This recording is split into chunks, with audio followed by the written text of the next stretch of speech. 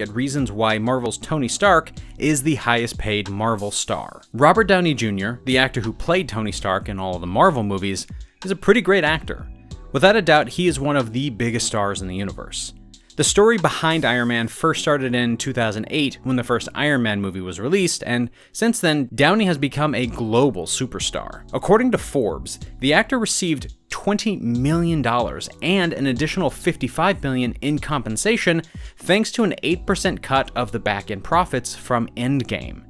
That is an insane amount of money. As of this writing, Endgame has made over $2.7 billion, which is a whole lot of money.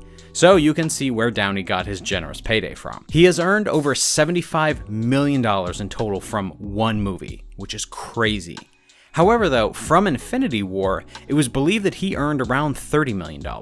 And for the Avengers films in 2012 and 2015, he earned around $50 million. So there is no doubt that this actor has a lot of money. When you add up all the cash that he's received, it's estimated to roughly be around $250 million. That is overwhelming. Of course, everybody that has money likes to spend, and Robert Downey Jr. definitely has bought some pretty expensive things. So, why not go ahead and tell you about some of them just to prove how rich he really is? It seems as though the actor is a huge fan of fancy watches, because he has a massive collection of them. He once told GQ, "You can learn a lot about a man if you open up his jewelry box." Therefore, his jewelry is something that he takes very, very seriously. He always looks his absolute best, and he has an incredible collection of watches, just to spice up his look that much more, to which he spares no expense. The Jaeger LeCoultre, which is one of the watches that he owns, can be seen in the movie Iron Man 2, and this watch alone set him back $92,000. Which proves that he's willing to spend a good amount of money to have a good-looking item on his wrist. Downey takes traveling the world to another level because he travels with his own furniture. When he knows he's going to be somewhere for a long period of time, he brings it all along with him. He has to fly the furniture out and pay somebody to set it up for him every time, so it must not be cheap. Obviously, the main benefit of bringing his furniture wherever he goes means that he's always going to be within the comfort of his home, kind of. Of course, we cannot forget to talk about Downey's 50th birthday party. It was definitely something to remember. He put on an unbelievable party that certainly would have cost him a lot of money.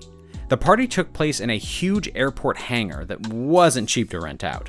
He even paid to have Duran Duran open for Steely Dan. The party was loaded with tons of incredibly famous celebrities, including his friends and of course his Marvel buddies, which made the evening look so amazing, and he will probably never forget it. Playing as the Iron Man was a massive thing for Downey, to the point where he actually felt like he needed to have his own suit, and so he purchased a 6-foot Iron Man suit. Even though he can't actually get into it and it doesn't shoot lasers, it is still very impressive, and it's a pretty cool thing to have as a reminder of the character that he played.